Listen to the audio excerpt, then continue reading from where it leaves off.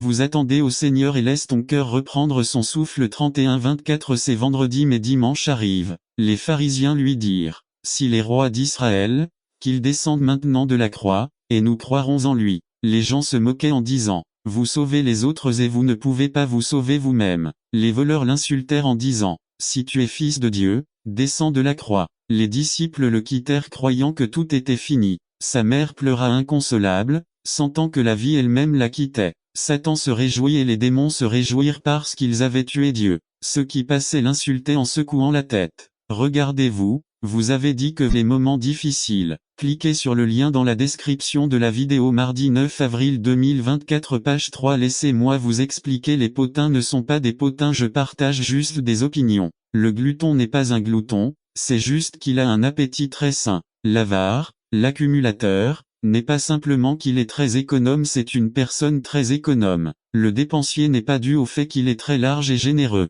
La personne fière ne l'est pas, c'est simplement qu'elle a une estime de soi à un niveau très élevé. Les mensonges sont des mensonges blancs. Une attitude de critique destructrice n'est pas, c'est simplement que nous avons des normes de vie et de pensée élevées. Le fait est qu'il est nécessaire d'être prêt à laisser Dieu nous montrer où est l'erreur, avec sincérité et ouverture d'esprit envers Dieu. Parce que si cette attitude n'existe pas, nous trouverons toujours l'excuse parfaite pour éviter d'avoir à affronter le péché. Dieu est bon, doux, compatissant, il pardonne et oublie. C'est ainsi que Jésus traitait ses disciples. Il ne vous remplit pas de toutes les connaissances en un seul jour. Il connaît nos faiblesses, elles ne surprendront pas Dieu, il sait combien nous sommes fragiles, avec quelle facilité nous pouvons déraper. Psaume 103 13-14. Il n'y a aucune faute que Dieu ne puisse pardonner et oublier. Romains 8-1. Pourquoi cacher quelque chose qui a déjà été annulé et payé en espèces? Psaume 32-2. Le Saint-Esprit de Dieu révèle tout péché. Il parle de plusieurs manières, à travers un sermon, à travers son frère, à travers les Écritures, mais il faut demander cette aide. La demander est extrêmement nécessaire parce que l'être humain a une grande capacité d'auto-tromperie. La pire trahison ou tromperie n'est pas ce qu'un autre nous fait, c'est ce que nous nous faisons nous-mêmes. Nous ne pouvons pas faire confiance à notre propre cœur lorsque l'objet de l'enquête est nous-mêmes. Notre esprit et notre réflexion nous placeront dans la meilleure position possible. Nous sommes des juges biaisés de nos propres actions, motivations et attitudes. Nous pouvons vivre dans une maison où l'herbe a poussé sans nous rendre compte qu'il faut la couper. Faites clairement ce qui se trouve dans votre cœur. Comment parlez-vous à vos enfants, votre conjoint, votre mère et votre père, vos frères et sœurs, vos voisins, vos amis ou vos ennemis? Vous souciez-vous de parler à chacun avec grâce et sagesse pour l'édification de sa vie, ou vous laissez-vous emporter par la passion, blessant et tuant tous ceux qui croisent votre chemin lorsque les circonstances vous sortent du temps? Non seulement l'auditeur est affecté négativement ou positivement, mais l'orateur en subit également les conséquences. Car par tes paroles tu seras justifié, et par tes paroles tu seras condamné. Matthieu 12-37. Les gens qui ne connaissent pas Dieu sont négligents dans leur discours, mais ceux qui connaissent Dieu, ses enfants, doivent toujours être prudents. La langue est quelque chose d'important dans la vie de chaque personne. Celui qui utilise le mot bien édifie, celui qui abuse du mot détruit. Quand une personne construit cela, la Bible appelle cela la vie, et quand la personne détruit cela, la Bible appelle cela la mort. Ce que je veux dire par là, c'est que dans ta bouche se trouve la mort et la vie. Aujourd'hui, nous actons notre travail et nos talents à Vs 14 et 15 car nous ne sommes pas allés trop loin, comme si nous ne vous avions pas atteint. Puisque nous avons été les premiers à vous atteindre avec l'évangile du Christ 15, nous ne nous glorifions pas excessivement des œuvres des autres, mais nous espérons qu'à mesure que votre foi grandira, nous serons grandement élevés parmi vous, selon notre règle. B. Dieu ne veut pas que nous recevions des louanges pour quelque chose que nous n'avons pas fait. C. Dieu veut que nous acceptions les gens avec les talents qu'il leur a donnés. VII. Ne travaillez pas avec des gens d'une autre église à V16 et que nous proclamerons l'évangile dans des lieux au-delà de vous, sans entrer dans l'œuvre d'autrui pour nous glorifier de ce qui a déjà été préparé. B. Les âmes qui doivent être ajoutées à l'église doivent être des personnes que nous allons atteindre pour le royaume. C. Elles ne doivent pas être des personnes d'autres églises. Conclusion. N'attendez pas qu'il soit trop tard. Devenez membre de la chaîne Today et bénéficiez de réconfort et de soutien dans les moments difficiles. Cliquez sur le lien dans la description de la vidéo. Mardi 9 avril 2024 page 2. Ceux qui l'ont quitté. Résumé. Comprendre quoi faire lorsque certaines familles ou certains membres de l'église partent. Par Lauro C. Hernandez. Ceux qui l'ont quitté. JN 666. Dès lors Plusieurs de ses disciples revinrent et ne marchèrent plus avec lui. Introduction. Nous savons que Jésus est le Fils de Dieu. Son ministère ici sur terre a été couronné de succès jusqu'à la croix. Mais en soi, son ministère terrestre n'a pas été sans perturbation. Nous voyons de nombreux passages bibliques où les gens lui ont directement dit non. D'autres, comme dans ce passage, étant ses disciples, l'ont quitté. La question intéressante est pourquoi? Pourquoi ses disciples ont-ils quitté Jésus? S'ils le quittaient, nous quitterait-il? Et pourquoi ont-ils quitté Jésus? Car les paroles de Jésus étaient dures. JN 6,60. Quand beaucoup de ses disciples les entendirent, ils dirent, c'est une parole dure. Qui peut l'entendre de? La parole ne peut être compromise. 3. Le pécheur est aimé mais le péché est haï. 4. Ici il y a le pardon, ici il y a l'amour, ici nous voudrons vous restaurer. B. Parce qu'il leur a dit les vraies raisons de le suivre. 1. JN 6,26. Jésus répondit et leur dit, comme transformés en la même image, de gloire en gloire, comme par le Seigneur, l'Esprit. NASB. Le mot transformé en grec est le mot métamorpho. Il y avait un homme nommé Juan qui était dans l'église depuis plus de 50 ans mais qui était toujours sérieux, avec un visage long. Expérience du diacre. Cet homme ne changeait pas, il était grincheux avec sa femme, avec ses enfants, il n'avait pas de joie, il n'aimait pas, il n'avait pas de vie dans son être. Il y a des gens dans l'église qui font le minimum pour aller au ciel, mais qui ne profitent pas de la vie que Christ est venu donner. La transformation de nos vies en tant que chrétiens doit être visible et tangible pour les autres. Dans l'église, nous attendons des gens qui sont chrétiens depuis des années qu'ils fassent ce qui leur est demandé, qu'ils assistent régulièrement aux offices, qu'ils acceptent la doctrine enseignée, qu'ils connaissent les versets de la Bible, qu'ils évitent certaines les familles de la terre. Et une jeune femme de notre église me l'a dit. Il y a quelques jours, il est arrivé en classe et a découvert que quelqu'un lui avait volé sa place. Voulant le déranger, il s'assit ailleurs. Il remarqua la fille à côté de lui, mais il n'y accorda pas beaucoup d'importance. C'est à ce moment-là qu'il était temps de discuter un peu. En lui parlant, la jeune femme a ouvert son cœur et lui a fait part de son besoin. Cela a donné à notre jeune femme l'occasion de lui parler de Dieu et de l'inviter à notre événement jeunesse 2. Lorsque je me détourne de moi-même, je peux voir le besoin de quelqu'un d'autre. Une collègue m'a dit qu'elle avait adopté une manière différente de prier. On vient de découvrir que son mari était atteint d'un cancer. Lorsqu'elle a découvert qu'elle voulait devenir déprimée, elle a adopté une façon de prier qui a changé sa vie et maintenant, malgré sa situation, elle vit heureuse en sachant que Dieu l'aime. Quand je prie d'abord pour n'attendez pas qu'il soit trop tard. Devenez membre de la chaîne Today et bénéficiez de réconfort et de soutien dans les moments difficiles. Cliquez sur le lien dans la description de la vidéo. 9 mars, avril 2024. Page 1. Tous ceux que j'ai vus à la clinique de cancérologie aujourd'hui. Beaucoup ont déjà perdu la capacité de marcher, d'autres ne peuvent plus voir et d'autres encore doivent porter un masque à oxygène parce qu'ils ne peuvent plus respirer. Je prie pour la famille qui a appris aujourd'hui l'horrible nouvelle qu'elle aime son père puisqu'il n'a que 3 jours à vivre. Je demande à Dieu de vous aider et de vous fortifier dans cette période critique. Quand j'ai fini de prier pour eux, je me rends compte que je suis réellement béni. Mon mari marche parfaitement, parle parfaitement, voit parfaitement bien, est encore très fort et travaille 40 heures par semaine. La réalité est que mon besoin n'est pas aussi grand que celui des autres. Je te remercie, Seigneur, de prendre soin de ma famille et de moi. Modifier. L'attitude de donner provoque des miracles. Matthieu 7.38. Quand nous donnons, nous recevons. 2. Quand je m'inquiète du besoin de quelqu'un d'autre, le mien disparaît. C'est un miracle. 2. Apathie. A. C'est totalement contraire au caractère de Dieu. L'apathie nous amène à nous concentrer totalement et exclusivement sur moi. B. L'apathie règne dans notre communauté, dans notre société et malheureusement elle règne aussi dans nos églises. C. L'apathie se définit comme la paresse, le manque d'intérêt, le manque de vigueur, le manque d'énergie. D. Le message que prêche notre génération est celui du manque d'intérêt. Yo. Je ne suis pas intéressé par ce que vous pensez ou faites de. Je ne suis pas intéressé à être nécessaire. Frère, c'est compter, alors ne compte pas sur moi. Je veux vivre en paix, ce qui arrive au monde n'est pas mon problème et l'apathie règne lorsque l'engagement et le sens des responsabilités font défaut. Quand je ne fais pas ma part pour le mieux, je fais automatiquement ma part pour aggraver la situation. 3. Dieu nous a envoyé son esprit pour contrer l'apathie de ce siècle. Luc 4.18. J'ai été oint pour donner. Yo. Bonne nouvelle de santé.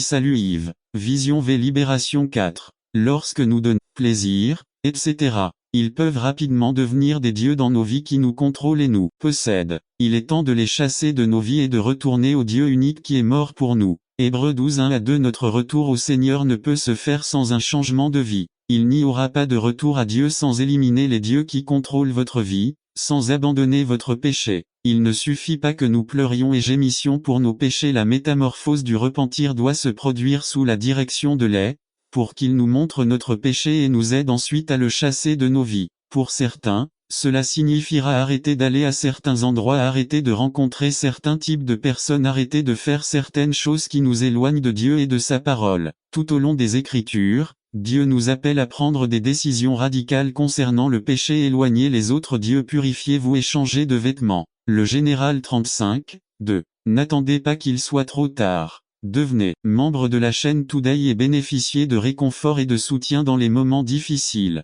Cliquez sur le lien dans la description de la vidéo. Mardi 9 avril 2024, page 3, Marc 9, 47. Le réveil nous appelle à des actions radicales en termes de retour et de retrait, mais aussi de préparation de nos vies pour les abandonner au service de Dieu. 3. Préparez les cœurs, et préparez votre cœur à Jéhovah. La troisième exigence que nous présente Samuel concerne la préparation, l'ouverture, la disponibilité pour le Seigneur. En d'autres termes, le cœur des gens doit être prêt à recevoir la parole de Dieu et à la mettre comme base de leur vie. Si nous ne préparons pas nos cœurs à entendre et à recevoir la parole de Dieu et à vivre ensuite selon ses commandements, ce n'est rien d'autre qu'une gifle que nous avons faite de notre péché. Job 11, 13 à 19. Nous sommes tous conscients des domaines de notre vie que nous aimerions améliorer, mais nous ne sommes pas disposés à définir notre cœur et à vivre selon la parole de Dieu. Nos vies doivent être gouvernées et dirigées par la parole de Dieu. Il est temps de purifier nos vies devant le Seigneur, de préparer nos cœurs et de les livrer sans réserve au Seigneur. 4. Offrez votre service au Seigneur, et servez-le seul. La quatrième exigence concerne le service, le travail. Samuel nous montre que sans le service rendu à Dieu, tous les autres aspects du réveil sont inutiles. La vie des chrétiens doit démontrer qu'ils servent le seul Dieu vivant et vrai. Qui servez-vous ? Réalisez-vous que Satan et ses armées se battent durement pour que vous le serviez à la place de Dieu. 1 Samuel 4, 9 à 11. Israël a été vaincu parce qu'il a pris la parole de Dieu, son adoration et sa présence à la légère. Réveillez-vous, peuple de Dieu, nous sommes dans une bataille dans laquelle il est défini qui vous allez servir. Oui à Dieu ou aux idoles. Matthieu 4, 10. Satan voulait que Jésus fasse quelque chose de contraire à la parole de Dieu. Il ne suffit pas d'assister aux offices, il ne suffit pas de lire la Bible. Dieu veut que vous le serviez, que vous marchiez devant lui selon sa parole, dans votre travail, dans votre maison, dans votre école et partout dans lequel vous évoluez. Josué 24, 14. Le réveil vient lorsque hydrogène plus oxygène n'est pas égal à l'eau. Hydrogène plus oxygène plus platine égale à eau. Tout comme le platine est nécessaire pour atteindre le résultat souhaité, la foi doit être présente pour que l'appel de Dieu et ses promesses puissent avoir un sens pour nous ou,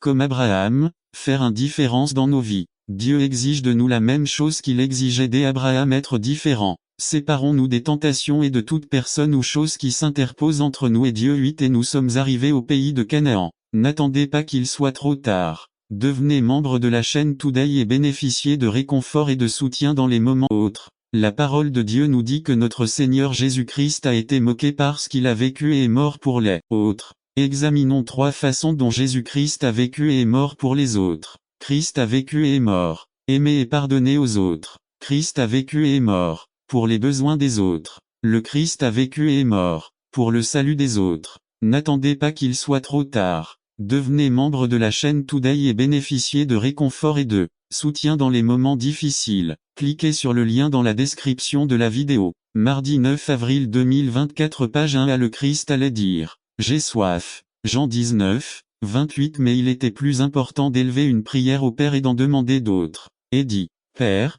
pardonne-leur car ils ne savent pas ce qu'ils font ». Luc 23, 34. 1. Moïse a prié pour ses ennemis. Psaume 106, 16 à 26. 2. Étienne étant lapidé, il en demanda d'autres. Acte 6, 70. 3. Christ exige que nous pardonnions. Matthieu 5, 38 à 47. Notre justice doit être encore plus grande que celle des religieux. Matthieu 5, 20b voire Romains 12, 20. I Corinthiens 4, 12. I Pierre 2, 20 à 23 etc. B. À un moment donné, Christ va crier « Éloi, Éloi, lama sabachthani, mon Dieu, pourquoi m'as-tu abandonné » Marc 15:34 Mais il se souciait davantage des besoins des autres. Et il dit Femme, voici ton fils, voici ta mère. Jean 19:26-27. 1. Le Christ a choisi le disciple le plus aimé pour prendre soin de Marie, ce que je voulais le plus d'eux. Le Christ nous dit, prenez soin de l'Église, prenez soin des veuves et des orphelins. 3. Le Christ nous aime et veut que nous prenions soin des besoins des autres. C'est le Christ allait crier d'une voix forte, Père, entre tes mains je remets mon esprit. Mais pour lui, le salut de l'âme de cet homme était plus important, à qui il disait, en vérité, je te le dis, aujourd'hui tu seras avec moi au paradis. Corps du sermon. Le Christ veut que nous vivons en aimant, et pardonner aux autres. À l'amour ne cherche pas ce qui lui est propre. Corps 13h15b, c'est-à-dire Étienne étant martyrisé. Acte 7:60 mégatonnes 5:39. Luc 6h27. Rome midi 17:20. STG 4, 1-11 AB. Ce que Christ nous demande. T5, 38-48, Éphésiens 4, 30-32. Illustration. Saint François d'Assise marchait sur une route déserte. Un bâtiment qui couvre un demi-pâté de maison. Pour l'Église, est l'Institut biblique, l'école chrétienne et le centre médical, que trouvera le Seigneur en Sibérie à son retour. Disciples, parce qu'Oscar et Juan Carlos et leurs familles ont été fidèles à l'appel du Seigneur, que trouvera le Seigneur à Miao, en Chine, à son retour. Cela dépend maintenant de la manière dont nous réagirons ce soir. Qu'allez-vous faire de la grande commission chargée d'annoncer la bonne nouvelle dans le monde entier? Dieu a appelé et il le fait ce soir. Il veut que vous soyez fidèles à l'appel qu'il a placé dans votre vie. Comment donc invoqueront-ils celui en qui ils n'ont pas cru? Et comment croiront-ils en celui dont ils n'ont pas entendu parler? Et comment peuvent-ils entendre sans prédicateur? Et comment prêcheront-ils s'ils ne sont pas envoyés? Comme il est écrit, qu'ils sont beaux les pieds de ceux qui annoncent la paix, de ceux qui annoncent la bonne nouvelle. Romains 10:14-15. Le Saint-Esprit nous a déjà appelés et nous a donné les ordres. Comment allez-vous répondre? N'attendez pas qu'il soit trop tard. Devenez membre de la chaîne Today et bénéficiez de réconfort et de soutien dans les moments difficiles. Cliquez sur le lien dans la description de la vidéo.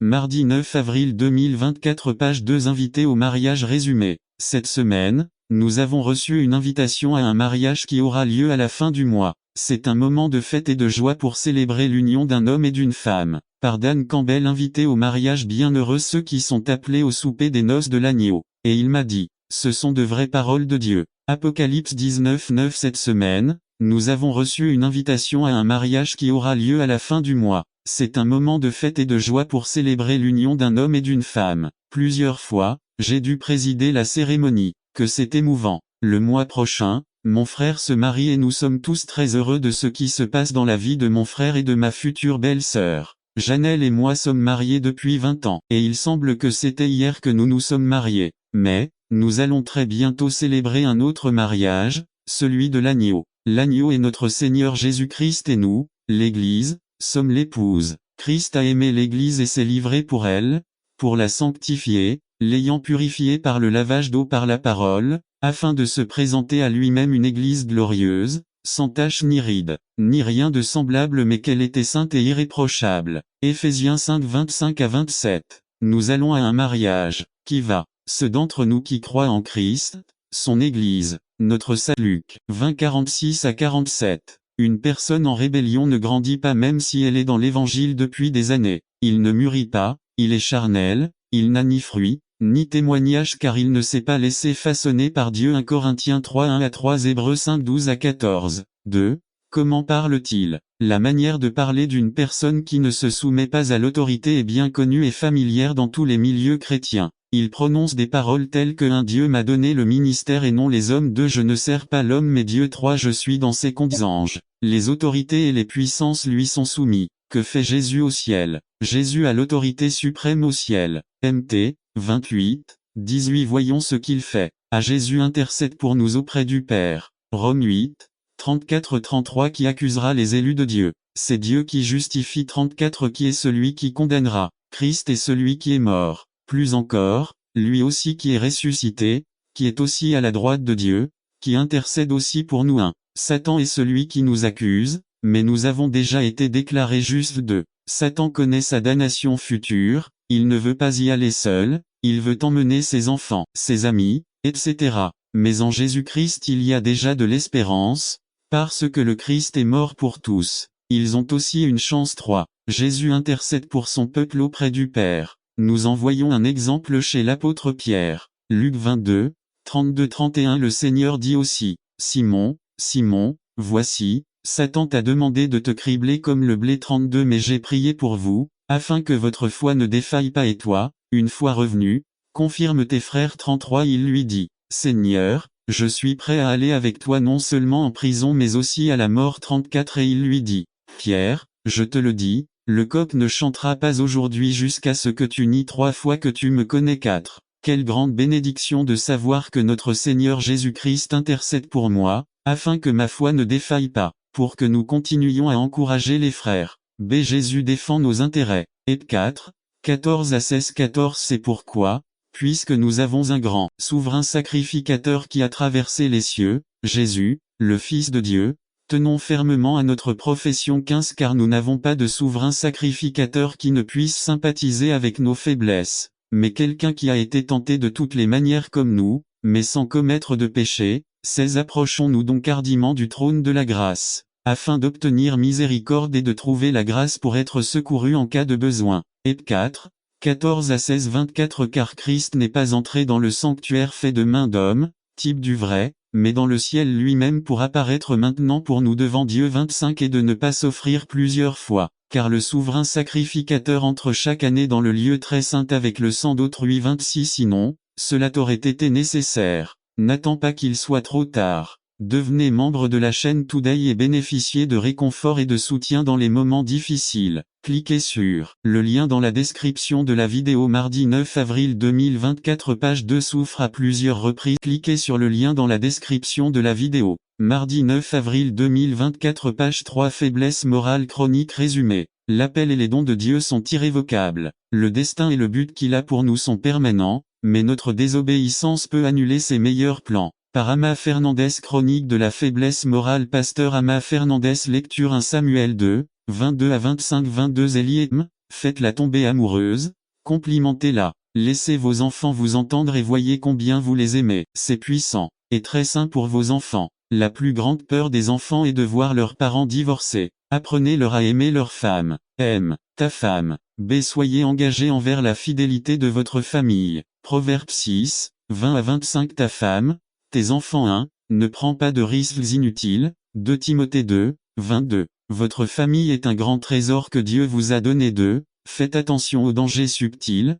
Proverbe 5, 23. Conclusion. A que dit votre famille? Est-ce une bénédiction de vivre avec vous? Apprécie-t-il votre présence? B. Faire un héritage pour les générations futures. Ce n'est pas d'argent dont ils ont tant besoin, aidez-les à se forger un caractère comme Jésus-Christ. C'est aimer comme Dieu vous aime. N'oubliez pas que ce que vous investissez dans votre famille sera l'héritage que vous laisserez à vos enfants. Tout le reste aura une fin, le personnage que vous formerez en eux sera éternel. Croyez-moi, Dieu ne s'intéresse pas autant à votre confort qu'à changer votre caractère, pour que vous deveniez davantage semblable à son Fils Jésus-Christ. Quel héritage pour le vôtre? Et qu'en est-il de votre famille? Que deviendra votre famille après votre départ? Et qu'en est-il de votre famille? N'attendez pas qu'il soit trop tard. Devenez membre de la chaîne Today et bénéficiez de réconfort et de soutien dans les moments difficiles. Cliquez sur le lien dans la description de la vidéo. Mardi 9 avril 2024. Page 4. Colonne de Pentecôte résumée. Il y a des caractéristiques distinctives dans l'Église pentecôtiste. Nous devons savoir qui nous sommes et ce que nous croyons. Par Crébéné. Chronique de Pentecôte. JN 4, 24. Dieu est esprit et il faut que ceux qui l'adorent en esprit et en vérité. Qu'est-ce qui nous différencie des autres églises évangéliques?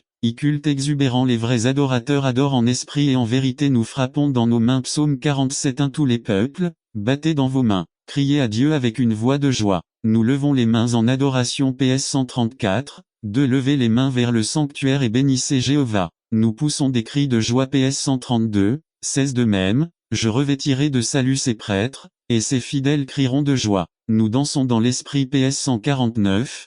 3. Louez son nom par des danses. Chante au son du tambourin et de la lyre. Nous chantons avec joie. Sophonie 3, 17. L'Éternel, votre Dieu, est au milieu de vous. Il est puissant, il sauvera. Il se réjouira de joie à cause de toi. Il vous renouvellera dans son amour grâce à toi. Il se réjouira avec des chants de guérison divine. M16, 17,18 Ces signes accompagneront ceux qui croiront. En mon nom ils chasseront les démons, ils parleront de nouvelles langues, n'attendez pas qu'il soit trop tard. Devenez membre de la chaîne Today et bénéficiez de réconfort et de soutien dans les moments difficiles. Cliquez sur le lien dans la description de la vidéo. Mardi 9 avril 2024 page 1-18 Ils prendront des serpents dans leurs mains, et s'ils doivent, nous l'avions prévu et nous le proposons toujours avec beaucoup d'enthousiasme, mais dans la plupart des cas, cela ne reste que de bonnes intentions. Et l'histoire que le Christ raconte dans le texte ci-dessous est celle d'un père et de ses deux fils, que nous pourrions très bien, je crois,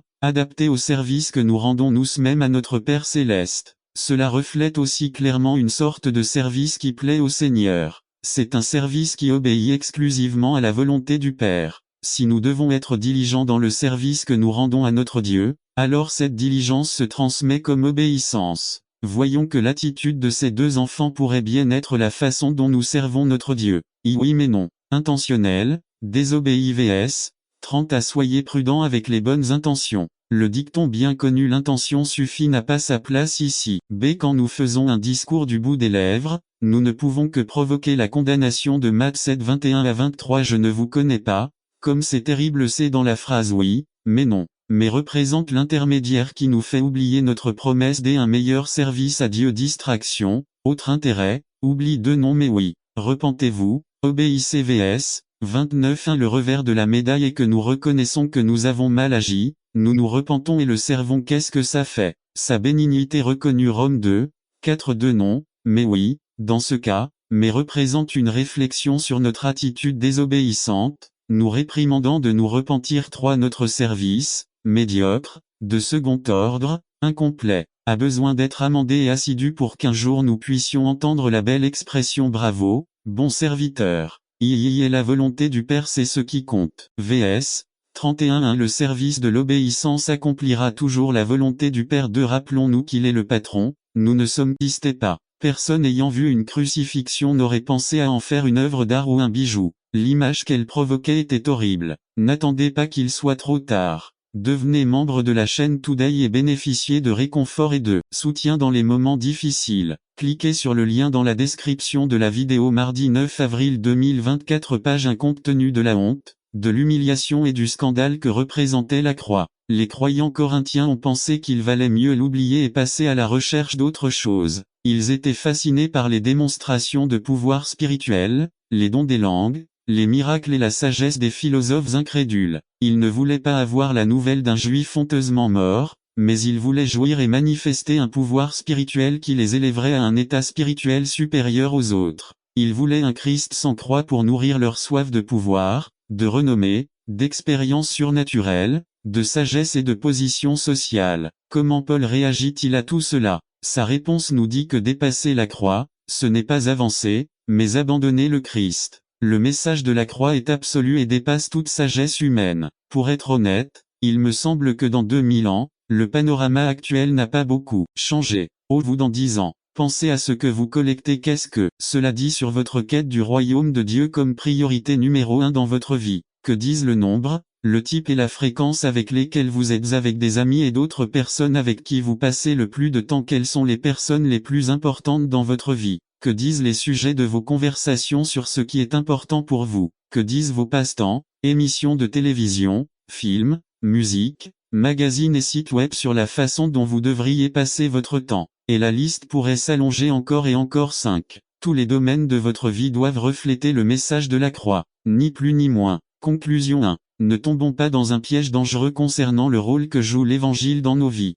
Le piège de penser que l'Évangile est un produit jetable. Il nous a servi lorsque nous sommes convertis, mais ensuite nous l'oublions. Cela ne sert qu'à parler aux perdus. Non, Jerry Bridge a dit, l'Évangile n'est pas le message le plus important de toute l'histoire. C'est le seul message essentiel de toute l'histoire de l'Évangile n'est pas réservé aux incroyants. Chaque jour de notre expérience chrétienne, nous devons nous prêcher l'Évangile. Non seulement nous sommes sauvés par la grâce de Dieu, mais nous vivons aussi chaque jour par sa grâce. Écoutons l'Évangile, méditons sur l'Évangile, vivons l'Évangile, prêchons l'Évangile, enseignons l'Évangile, conseillons l'Évangile, parlons de l'Évangile, Chantons l'Évangile. Soyons fortifiés par la puissance de l'Évangile. Partagez l'Évangile. J'ai la conviction que l'une des façons d'honorer notre héritage réformé est de garder le message de l'Évangile au centre de notre vie, de nos études et de notre ministère. Que la vérité qui nous a sauvés soit la vérité la plus chère de nos vies. Martin Luther a dit, « J'ai l'impression que Jésus est mort hier. » Que la réalité de la mort du Christ pour nos péchés soit la plus proche de nos cœurs. Que nos vies soient centrées sur la croix.